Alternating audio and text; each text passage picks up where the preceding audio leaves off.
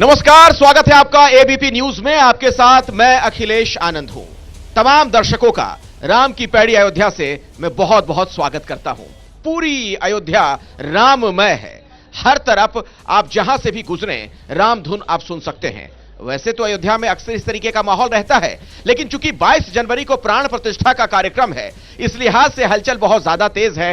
देश भर से हजारों लाखों की संख्या में श्रद्धालु यहां पर आ रहे हैं। साधु संतों का जमावड़ा लगा हुआ है, लेकिन इन सबके बीच राजनीति भी हो रही है। दुर्भाग्यपूर्ण राजनीति आप कह सकते हैं, लेकिन सच्चाई तो यही है कि राजनीति हो रही है। आज अयोध्या में उस मुद्दे की चर्चा हम करने वाले हैं पिछले 3-4 दिनों से जो लगातार सुर्खियों में है। कांग्रेस ने बीजेपी का कार्यक्रम इसे बता दिया प्राण प्रतिष्ठा के कार्यक्रम को, और आने से इनकार कर दिया।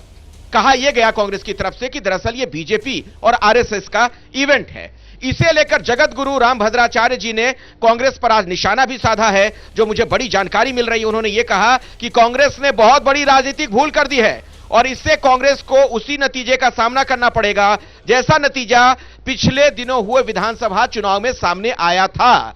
यानी कोप भाजन हो सकता है, कांग्रेस को कोप भाजन का शिकार होना पड़े हिंदुओं का। इशारों में यह बात कह दी गई। उधर कांग्रेस लगातार 22 जनवरी के कार्यक्रम को बीजेपी का कार्यक्रम बता रही है। उसके तमाम नेता बयान दे रहे हैं। इसके लिए शंकराचार्य निश्चलानंद सरस्वती और शंकराचार्य अभी मुक्तेश्वरानंद ने के बयान का सहारा कांग्रेस ले रही है, जो बातें उनकी तरफ से कही गई।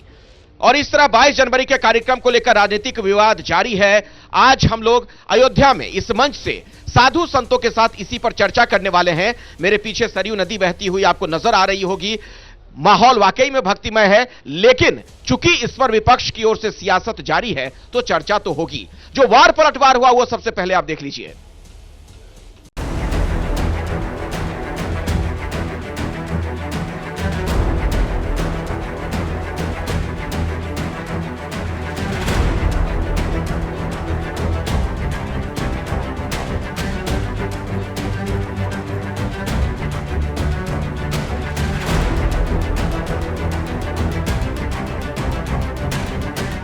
आप बहुत मुखर रहे हैं कांग्रेस की स्टैंड को लेकर के इस मुद्दे पर, इस पर आप क्या कहेंगे? सोनिया गांधी ने अच्छा नहीं किया। राम जी का न्योता नहीं ठुकराना चाहिए।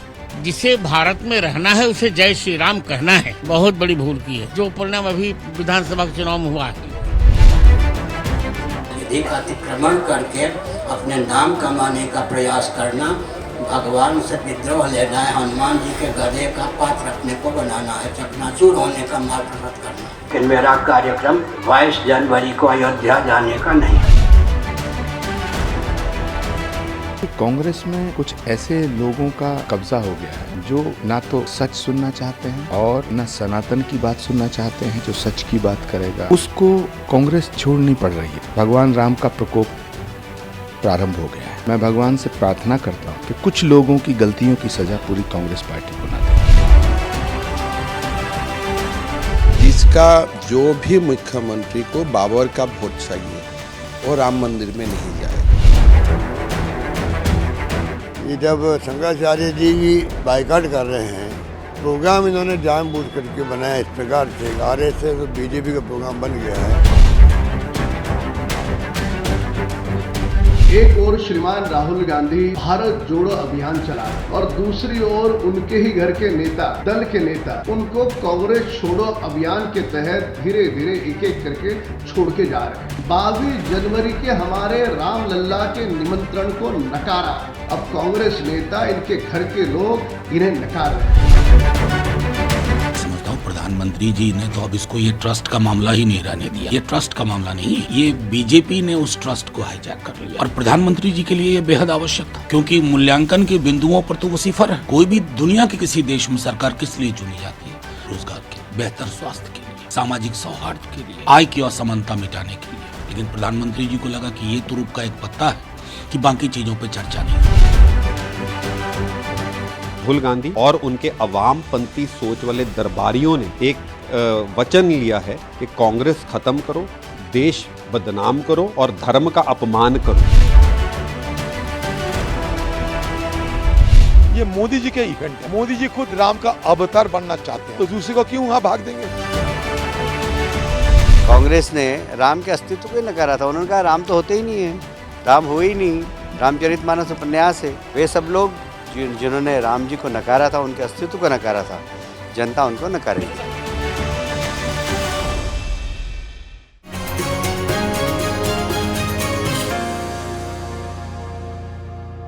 कई राजनेता इन दिनों शास्त्र के जानकार आपको नजर आने लगे होंगे। शास्त्र सम्मत क्या है, नहीं है, धर्म की व्याख्या तक ये राजनेता करने लग गए हैं। सवाल यह है कि वाकई में धर्म और शास्त्र के नाम पर यह विरोध हो रहा है? क्या वाकई कुछ ऐसा हो रहा है जो शास्त्र सम्मत नहीं है, या इन सब के पीछे राजनीति है? इस पर भी हम बातचीत करेंगे। और चूंकि मैंने आपको कार्यक्रम के शुरुआत में यह कहा था कि अयोध्या में ऐसा लग रहा है कि मानो अभी यह मिनी इंडिया है, एक छोटा भारत है, देश भर के लोग पहुंच रहे हैं, तो मेरे साथ यहां पर जनता जनार्दन भी है, इनसे भी हम बातचीत करेंगे। लेकिन मंच पर जो तमाम महानुभाव हैं उनसे मैं चर्चा की शुरुआत करना चाहूंगा। और सबसे पहला सवाल आप ही से है। सवाल यह है, ये जो बात कही जा रही है कि शंकराचार्य कुछ कह रहे हैं कि धर्म सम्मत नहीं है, क्या वाकई ऐसा है? मुहूर्त को लेकर जो विवाद हो रहा है।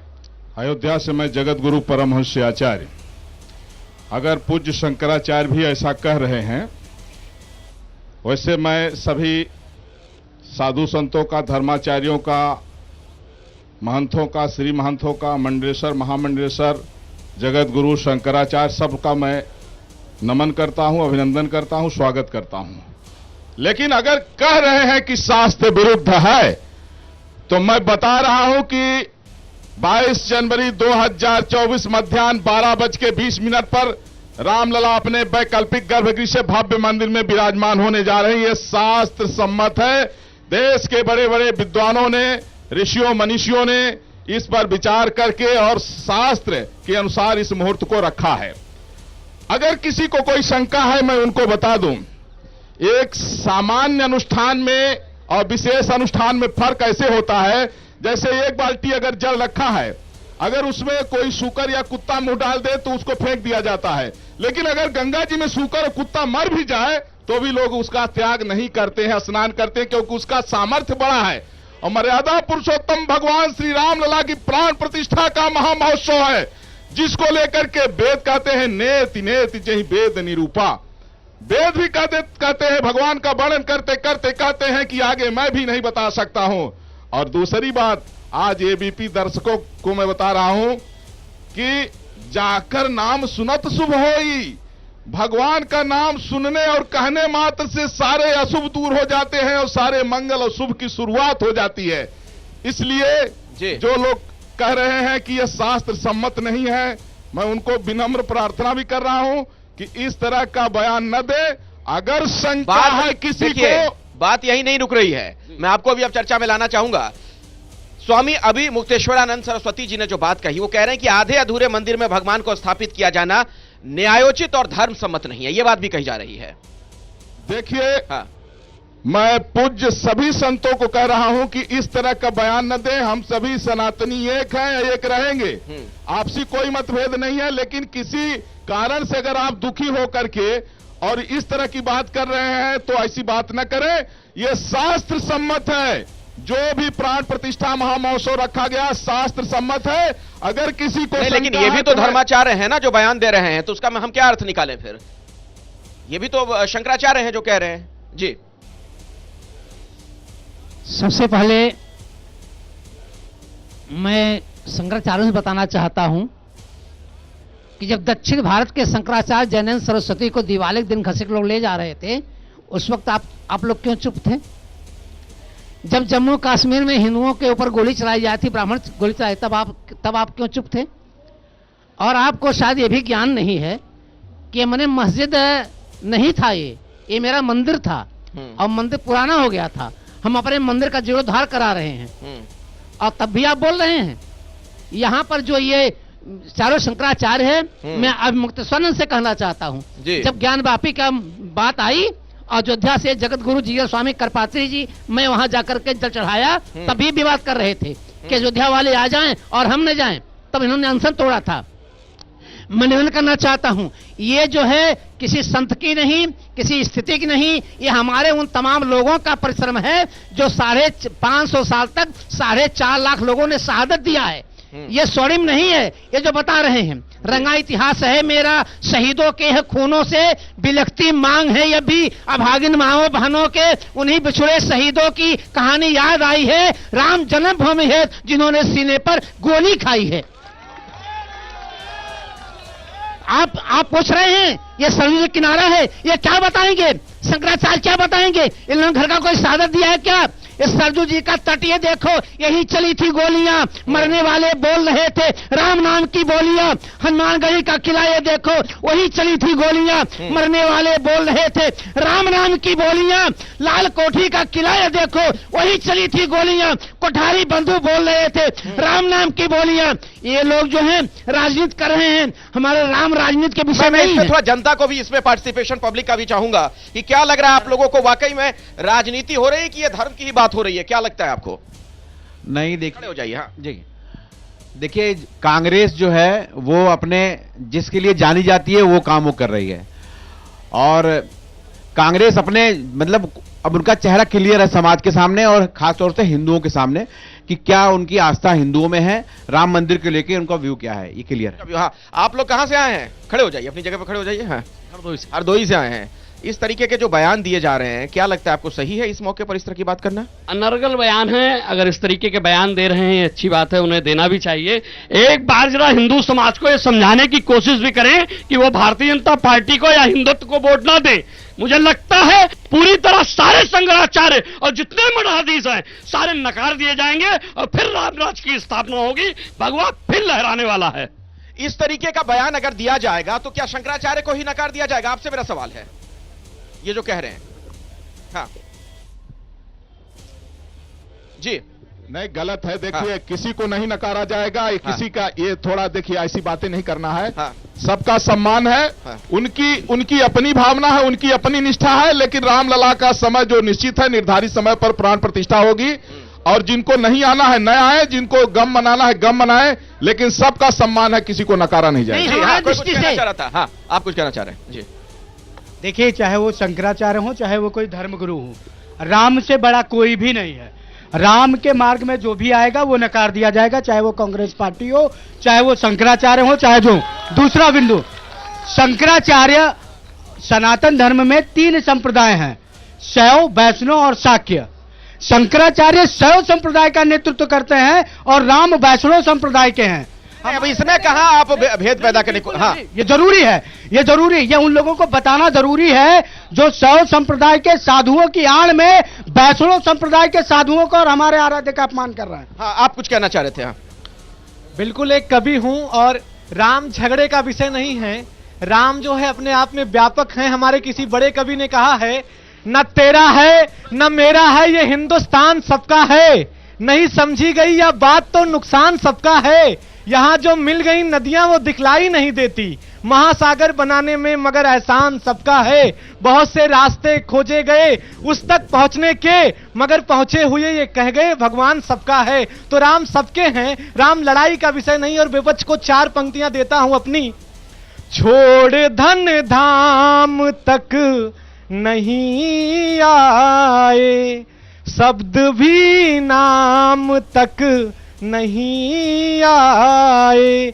राम हम तक आ गए लेकिन, राम हम तक आ गए लेकिन, हम अभी राम तक नहीं आए, हम अभी राम तक नहीं आए। बहुत खूब, बहुत बढ़िया। मैं आता हूं आप लोगों के पास, लेकिन देखिए कांग्रेस ने इस कार्यक्रम में यह कहकर आने से इनकार कर दिया कि यह बीजेपी और आरएसएस का कार्यक्रम है।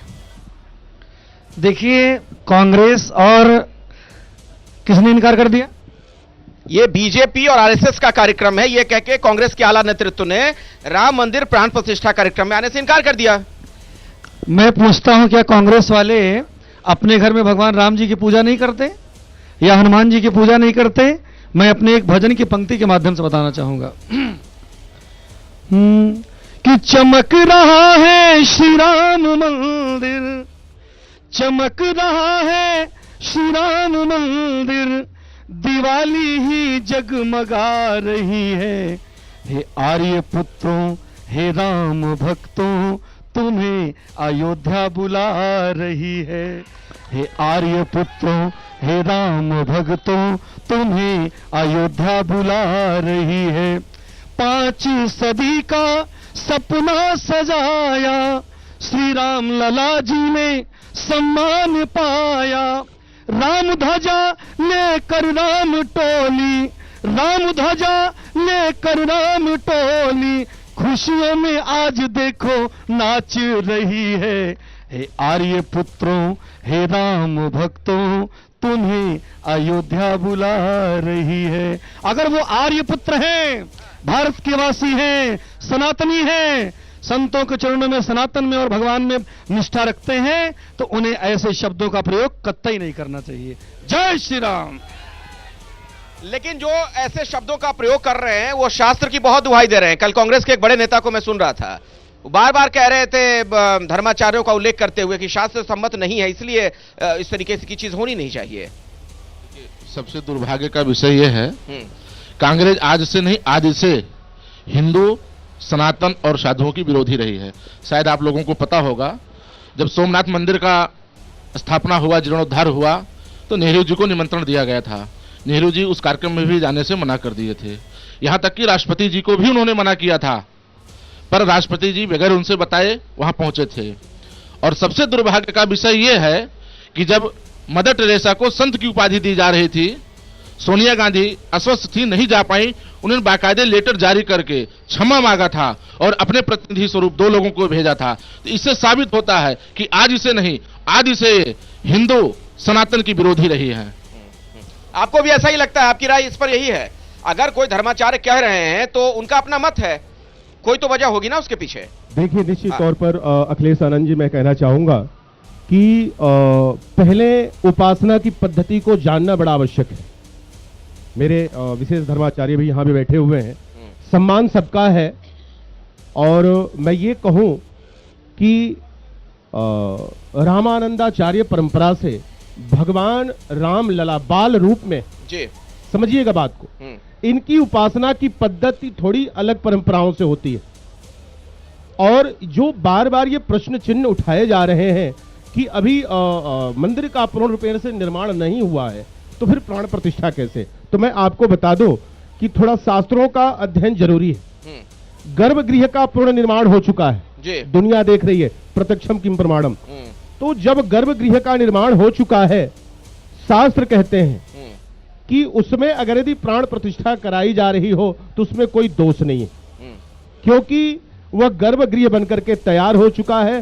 फिर बाद में आप चाहे उसे फिर बाद में सुंदरीकरण करें, सौंदर्यकरण करें, चाहे जैसे भी आगे लेकर के जाएं, वो अलग विषय है। मतलब इसमें राजनीति ज्यादा है, धर्म का एंगल कम है, राजनीति ज्यादा है क्या? आपकी क्या राय है इसमें? जी बिल्कुल, ये राजनीति है। नहीं तो यही कांग्रेस वाले कह रहे थे हमको न्योता नहीं मिला, न्योता मिलने के बाद कह रहे हैं कि ये भाजपा आरएसएस का कार्यक्रम है।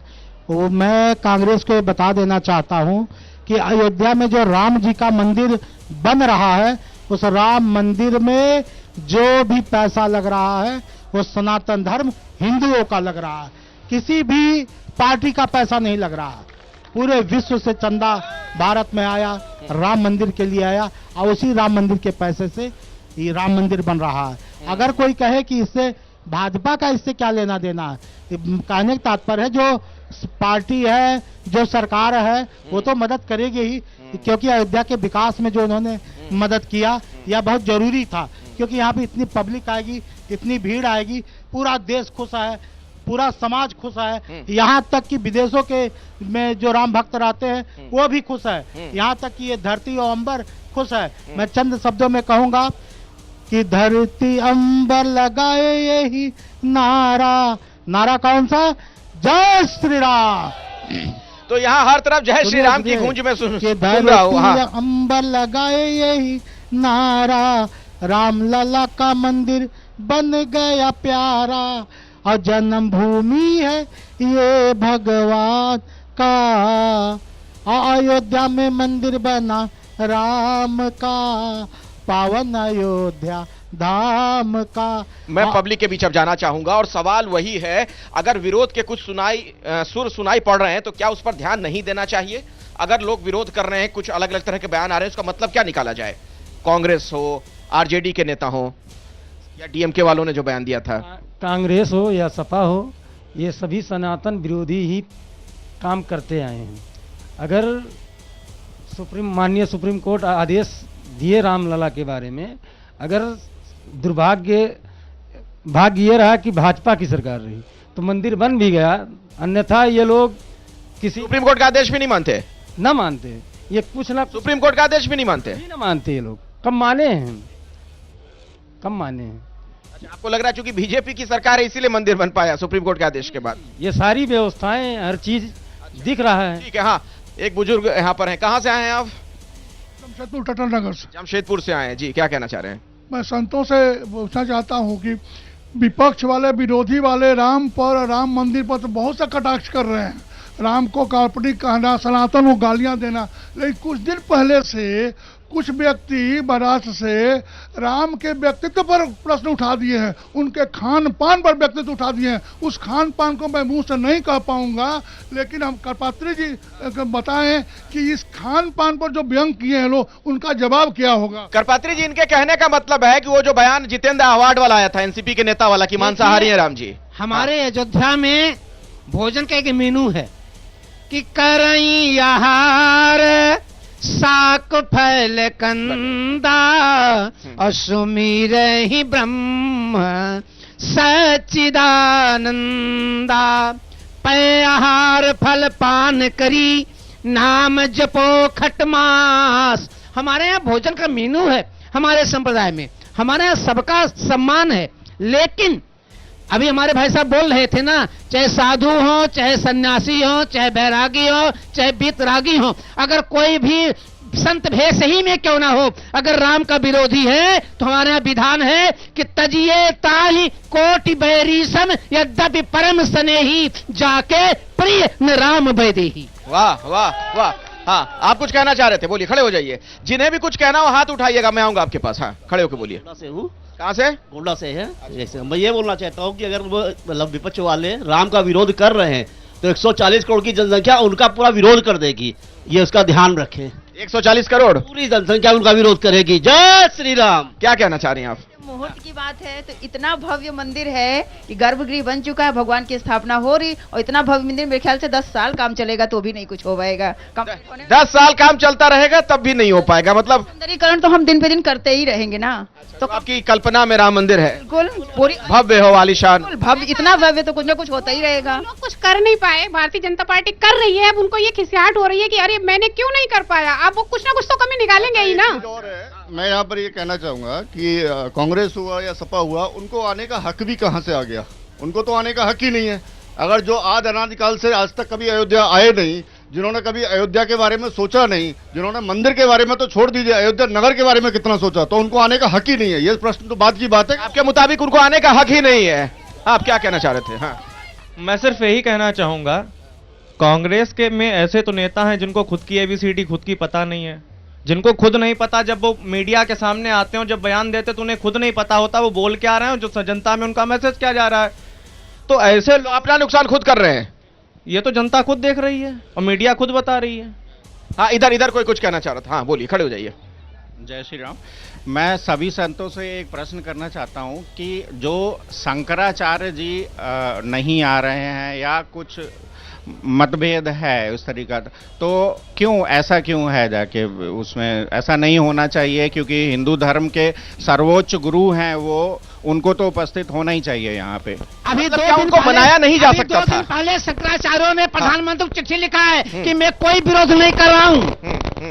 शंकराचार्य ने प्रधानमंत्री को चिट्ठी लिखा है कि मैं कोई विरोध नहीं कर रहा हूँ। यह अफवाह फैलाई जा रही है। शंकराचार्य भी चारों नहीं कर रहे हैं, 2 की तरफ से कुछ बयान आए थे। जी, आप इस पर कुछ कहना चाह रहे हैं? मैं आता हूँ आपके पास। जी हाँ, देखिए, यह भी एक बड़ा प्रश्न है।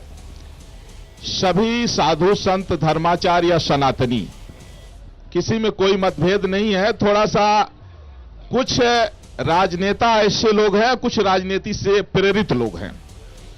अब देखिए, अगर इंडिया गठबंधन के लोग कुछ कहते हैं तो समझ में आता है, क्योंकि इंडिया गठबंधन की स्थापना ही सनातन धर्म के विरोध में हुई है। तमाम इंडिया गठबंधन के सदस्य सनातन धर्म को लेकर के अपमानजनक टिप्पणी कर रहे हैं। अब जैसे जितेंद्र आवाड ने जब कहा, हमने उसको समझाया था, हमने कहा भगवान श्री राम ने किसी भी वन्य जीव का वध नहीं किया था। जैसे मारीच को मारे, तो मारीच तो राक्षस था ना, वो कपट मृग बना हुआ था। तो जो राक्षस वन्य जीवों के बीच में भेष बना के छिप जाते थे, ऐसे राक्षसों का प्रभु श्री राम ने वध किया था जो निर्दोषों की हत्या करते थे। प्रभु श्री राम ने किसी वन्य जीव का वध नहीं किया है। जितने विद्वान बैठे हैं, साधु संत या जो आपके जो है टीवी 9 के दर्शक हैं, उनको मैं बता रहा हूं, एबीपी प्रभु न्यूज। श्री राम, हाँ एबीपी न्यूज, जो प्रभु श्री राम के जो है, जो नहीं जानते हैं प्रभु श्री राम के विषय में, मैं उनको कहूंगा नेताओं का काम है राजनीति करिए, आप जनता के हितों का ख्याल रखिए।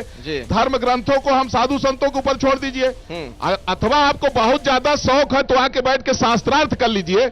आपको न तो वेदों का ज्ञान है, न शास्त्रों का ज्ञान है, न तो संस्कृत का ज्ञान है। मुझे मैं आऊंगा इस पे, चर्चा को आगे बढ़ाऊंगा। आप लोग भी कुछ कहना चाहते हैं, आप लोगों को मैं सम्मिलित करूंगा। लेकिन राम जन्मभूमि तीर्थ क्षेत्र ट्रस्ट के जो कोषाध्यक्ष है गोविंद देव जी, उन्होंने एक बहुत बड़ा बयान दिया है एबीपी न्यूज पर। वो बयान भी हम आपको दिखाने वाले हैं। नमस्कार, एक बार फिर से आप तमाम लोगों का अयोध्या में स्वागत है। इस वक्त राम की पैड़ी पर मैं मौजूद हूं और आप देख सकते हैं साधु संत भी इस मंच पर मेरे साथ हैं और देश भर से जो लोग यहां पर रामलला के दर्शन के लिए आ रहे हैं वो भी यहां पर मौजूद हैं। पब्लिक आप देख रहे हैं बड़ी संख्या में, इनसे भी हमारी बातचीत होगी। लेकिन अब से कुछ ही देर पहले एक खास मेहमान से मेरी बातचीत हुई थी। राम जन्मभूमि तीर्थ क्षेत्र ट्रस्ट के कोषाध्यक्ष हैं स्वामी गोविंद देव गिरी जी। उन्होंने एबीपी न्यूज से बात करते हुए बहुत अहम बात कही है। जो विवाद हो रहा है ना, कहा यह जा रहा है कि कुछ जो धर्माचार्य हैं, शंकराचार्य, वो सवाल खड़े कर रहे हैं कि शास्त्र सम्मत नहीं हो रहा है। तो उन्होंने कहा है साफ तौर पर कि आप आए यहां पर देखें, अगर आपको लगता है कि कुछ शास्त्र सम्मत नहीं है तो अपनी सलाह दीजिए। सुनिए क्या कुछ कहा गया है। कुछ विवाद भी हो गए, वैसे तो शुभ कार्य है, इसमें किसी को कोई विवाद जैसी कोई आवश्यकता नजर नहीं आ रही थी, लेकिन विपक्ष इसे अलग अलग चश्मे से भी देख रहा है। कल ही मैं सुन रहा था कांग्रेस के एक नेता ने कह दिया कि जो अलग अलग धर्माचार्य हैं उनसे बात नहीं की गई, खासतौर पर शंकराचार्य का जिक्र किया गया। चारों जो शंकराचार्य हैं, मुहूर्त को लेकर कहा जा रहा है कि यह मुहूर्त सही नहीं है। जब हमने इस कार्य को करने की बात सोची, उस समय हम सब लोग, हमारा पूरा मंडल कांची कामकोटि पीठ के पूज्य शंकराचार्य विजेंद्र सरस्वती जी महाराज के पास गया। उस समय उनका वाराणसी में प्रवास था। हम सब काशी गए और काशी में 2 दिन लगातार उनके साथ घंटों तक बैठ करके चर्चा करने के पश्चात ये सारा विधि विधान तय हुआ है। कभी कभी मेरे मन में एक विचार भी आता है कि इस प्रकार के आपत्ति उठाने वाले शंकराचार्यों को यह भी सोचना चाहिए कि जब राम जन्मभूमि का आंदोलन चला था उस समय ये सब लोग कहां थे। कांची कामकोटि पीठ के शंकराचार्य महाराज, जयेंद्र सरस्वती जी महाराज उस समय अग्रगण्य थे। उडुपी पीठ के हमारे मध्य पीठाधीश जगतगुरु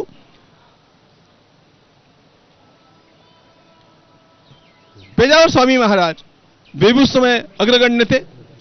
लेकिन आपत्ति उठाने वाले जो आज लोग हैं वे उस समय कहां पर थे। मैं एक बयान आपके सामने रखना चाहता हूं स्वामी जी। ये स्वामी निश्चलानंद सरस्वती जी हैं, शंकराचार्य, गोवर्धन मठ के।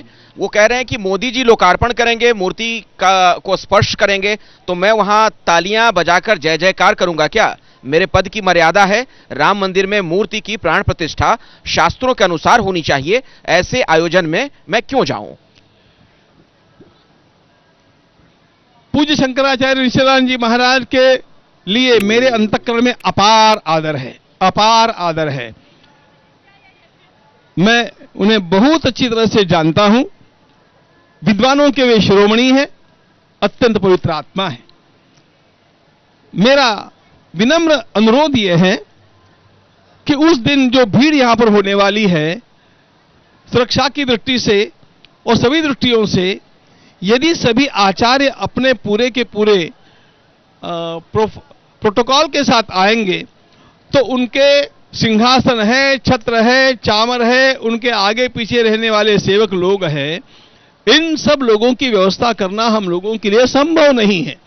क्योंकि देश में केवल शंकराचार्य जी ही नहीं है, अन्य पीठों के भी जो जगतगुरु आचार्य है उनकी भी व्यवस्थाएं करनी पड़ेगी। इसलिए मेरा विनम्र अनुरोध है, हम लोगों ने ये बात उनसे सबसे कही भी है कि वे लोग उस दिन पधारना चाहे तो स्वागत है, लेकिन वे अकेले अकेले पधारें। अब ये उनके प्रोटोकॉल के अनुकूल नहीं होगा तो मेरा एक दूसरा अनुरोध उनसे है कि वे हम लोग जो काम कर रहे हैं वह काम शास्त्रीय मर्यादा के अनुसार है कि नहीं, इसका स्वयं चला करके आकर के दिनांक 21 के पूर्व अवलोकन कर ले और अवलोकन करके हम लोगों को बता दें कि आपने ये नहीं किया, ये गलत किया, हम उनके मार्गदर्शन का स्वीकार करेंगे।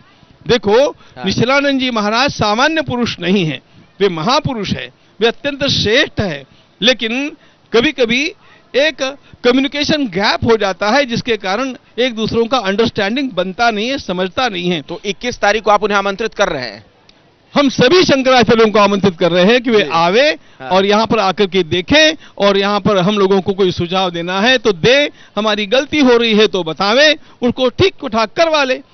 धर्म के लिए इन सब लोगों को आस्था है, धर्म का पालन होना चाहिए, शास्त्र विधि का पालन होना चाहिए, ये करवाना उनकी जिम्मेदारी भी है। तो मैं आज खुले आम इन सब लोगों के लिए अत्यंत विनम्रता पूर्वक आमंत्रण देता हूं कि वे आवे, देखें, हम लोगों को सुझाव दें और हमारी गलतियां हो तो हम उन गलतियों को ठीक करवा दें। एक और सुझाव है 21 तारीख के पहले, 21 के पहले एक और सुझाव है। स्वामी अभिमुक्तेश्वरानंद सरस्वती जी, उनका भी बयान पढ़ के ही मैं बता रहा हूं। आधे अधूरे मंदिर में भगवान को स्थापित किया जाना न्यायोचित और धर्म सम्मत नहीं है। ये बात जो अभिमुक्तेश्वरानंद की तरफ से कही गई, इसमें धर्म का पुट ज्यादा आपको नजर आता है या राजनीति का?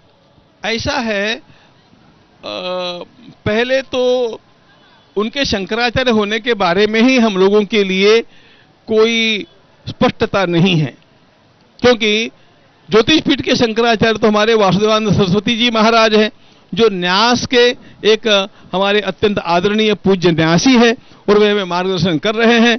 इसलिए ये वहां पर बैठ करके अपने शास्त्र की बात करते हैं, वे शास्त्र में ऐसा कुछ दिखा दें कि ऐसे प्रतिष्ठा नहीं हो सकती है तो मैं उनको दिखा दूंगा कि प्रतिष्ठा कैसे हो सकती है। लेकिन सामान्य लोग शास्त्र जानते नहीं, शास्त्र का नाम लेकर के शास्त्र को न जानने वाले लोग ऐसी बात करते हैं। हम लोग सारे प्रमाण अपने पास रख करके काम में लगे हुए हैं। और अपने दर्शकों को मैं बता दूं कि गोविंद देव गिरी जी का यह पूरा इंटरव्यू रात 10 बजे एबीपी न्यूज पर आप देख सकते हैं। लेकिन देखिए, अब इससे ज्यादा पारदर्शिता क्या होगी? वो कह रहे हैं कि अगर आप लोगों को लगता है, जिन शंकराचार्य को, कि शास्त्र सम्मत नहीं है तो आइए अवलोकन करिए, देखिए, हमें सुझाव दीजिए।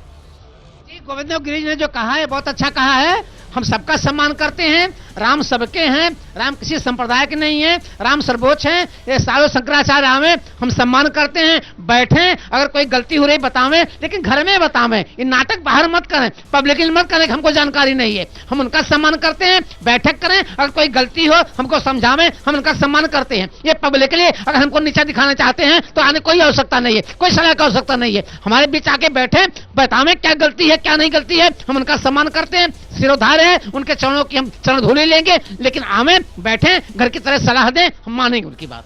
बाहर बात नहीं होनी चाहिए। देखिए, मर्यादा पुरुषोत्तम भगवान श्री रामलला के प्राण प्रतिष्ठा महामहोत्सव कार्यक्रम को लेकर के हम चाहते हैं, जितने राम जी के प्रति निष्ठा रखने वाले सभी सनातनियों से मेरा विनम्र प्रार्थना है कि इस तरह की कोई एक दूसरे की आलोचना और कटाक्ष न करें। अगर किसी को कोई शंका है, परस्पर आके चर्चा कर लें। इस तरह की बातें जो कर रहे हैं ये अच्छा नहीं लग रहा है, और जो भी यहां हो रहा है सब शास्त्र सम्मत है, वेद सम्मत है। इसमें किसी तरह से, और एक बात हमने देखा, जैसा महाराज जी ने कहा कि एक बार मीराबाई ने कहा कि कुछ लोग विरोध कर रहे हैं, तो तुलसीदास जी ने पत्र लिख दिया कि जाके प्रिय राम वैदेही तजिए ताहि कोट बैरी समझत्य परम सनेही, और एग्जाम्पल भी दे दिया, बोले तजेव पिता प्रहलाद विभीषण बंधु भरत महतारी, अब बलि गुरु तजेव कंत ब्रजवंतर भाई बुध मंगलकारी। तो राम विरोधी और राष्ट्र विरोधी चाहे कोई भी हो, देश उसको स्वीकार नहीं करेगा। जी, आप कुछ भजन के माध्यम से कहना चाह रहे थे। पूरा विश्व इस महाउत्सव को मना रहा है, पूरे संसार की दृष्टि अयोध्या पर टिकी हुई है, और उसमें भी निमंत्रण मिला तो नहीं मिला, फिर आए नहीं आए, ये सब जो नाटक नौटंकी है, इसको न देखकर सिर्फ अयोध्या की दशा को और अयोध्या की स्थिति को, अयोध्या जी को आपके एबीपी न्यूज चैनल के माध्यम से देखा जाए। पूज्य सरकार बैठे हैं, साथ में कि सज गई है अयोध्या मेरे राम की, सज गई है अयोध्या मेरे राम की, और उस पर मोदी जी का आना गजब हो गया। सारी सृष्टि में महिमा अवध धाम की, सारी दुनिया में महिमा अवध धाम की, फिर से राम मंदिर बनाना गजब हो गया। क्यों? क्योंकि आज मठ मंदिरों में मिठाई बजे, आज मठ मंदिरों में मिठाई बटे, अब अयोध्या की गलियों में शहनाई बजे। राम से है बड़ी महिमा राम नाम की, राम से है बड़ी महिमा राम नाम की, और उस पर मोदी जी का आना गजब हो गया। राम मंदिर बनाना गजब हो गया। अरे जोर से बोलो गजब हो गया तो। जय श्री राम। जो कह रहे हैं कि मोदी जी का आना गजब हो गया, यही तो नहीं कुछ लोगों को नागाबार गुजर रहा है। बिल्कुल बिल्कुल यही बात है। जो राम विरोधी है उनको अच्छा बिल्कुल नहीं लग रहा है। अब मैं तो यही कहूंगा कि अगर आपको सीख लेनी है तो मुस्लिम राष्ट्र इंडोनेशिया को देखिए, जहां से राम पूजे जा रहे हैं, राष्ट्रपति आके रामलीला का उद्घाटन कर रहे हैं, और वहां जो सिक्का चल रहा है वो भी राम के नाम का चल रहा है। मैं तो यही कहूंगा, मैं तो अब यही कहूंगा कि अब पधारो रामलला जी, खत्म हुई सब दूरी है, और श्री राम की अयोध्या श्री राम मंदिर से पूरी है, श्री राम मंदिर से पूरी है। आपको जोड़ना चाह रहे थे, सब मिलकर हर्षोल्लास मनाएं। जी निश्चित रूप से रामचरितमानस की वो मुझे चौपाई याद आ रही है। हो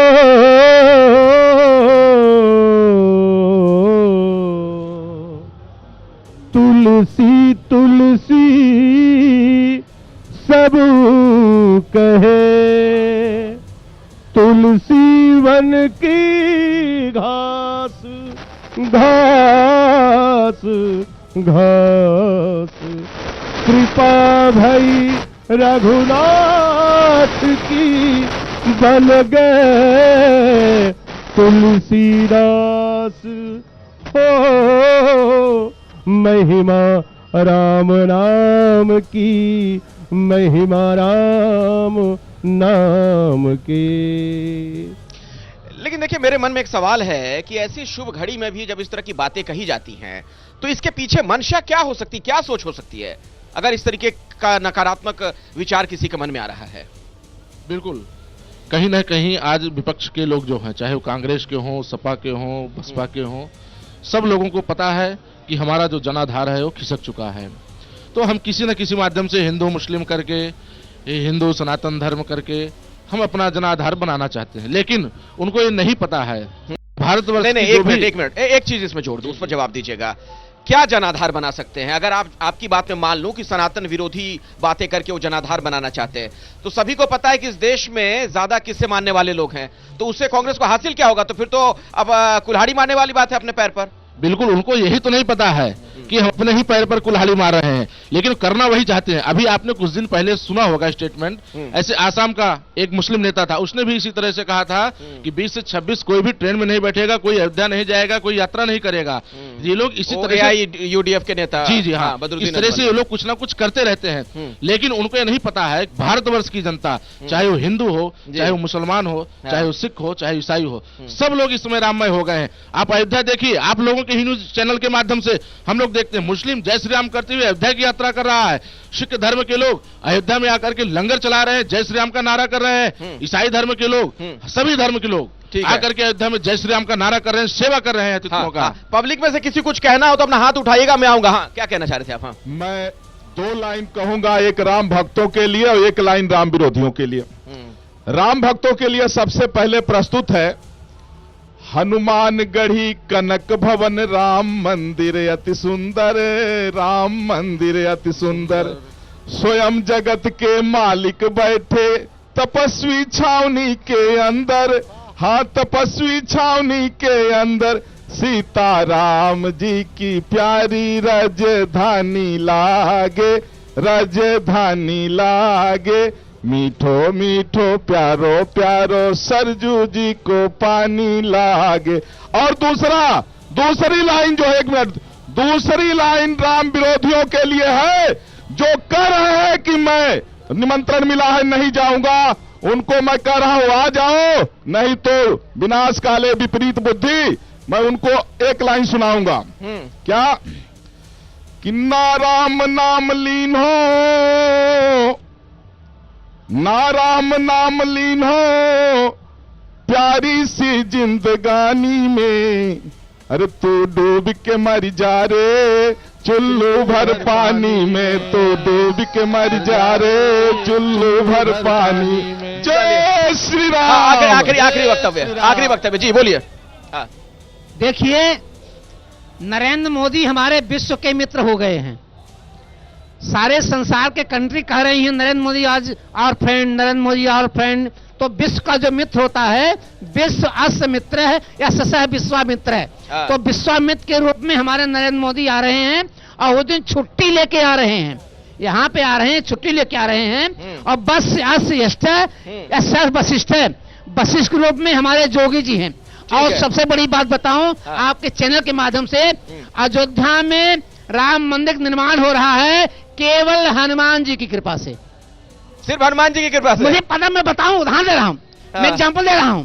86 में जब ताला खुला, तो छोटी छावनी से 65-66 संत महात्मा मजीरा बजाकर निकल रहे थे। हनुमानगढ़ी के पास जब पहुंचे तो 300 मंदिरों, 300 बंदर हनुमानगढ़ी से निकल करके हम लोगों के हाथ से मजीरा लेकर के राम जन्मभूमि में पहले पहुंच गए थे, जिसका मैं प्रत्यक्षदर्शी गवाह हूं। चलिए, इसके तो आस्था के आगे जल्दी से जल्दी बोल रहा हूं। और जब बम में, कुकर में बम रखा गया, मात्र 6 सेकंड बाकी था, तो बंदर ने उस कुकर को डिस्ट्रॉय करके योद्धक बचाया। और जब पांच आतंकवादी आए, तो प्रातः समय वंदनीय पूज्यपाद हमारे डॉक्टर रामविलास वेदांती जब वहां पहुंचे, उन्होंने मुझसे कहा हनुमानगढ़ी पे जाइए। मैं गया, हनुमान जी से कहा, हनुमान जी ने कहा कुछ नहीं होगा। माइक वहीं रखिए, माइक मुंह के पास रखिए। अयोध्या में हनुमान जी की कृपा है, सब हो रहा है। हाँ, बिल्कुल कृपा है, और एबीपी न्यूज पर ये खास कवरेज जारी रहेगी। बहुत बहुत धन्यवाद। वक्त इतना ही। आप सभी लोगों का मंच पर जितने महानुभाव मौजूद हैं, बहुत बहुत धन्यवाद आपका। आप लोग का भी धन्यवाद इस कार्यक्रम में हिस्सा लेने के लिए। एबीपी न्यूज पर खबरों का सिलसिला लगातार जारी है, आप जुड़े रहिए हमारे साथ।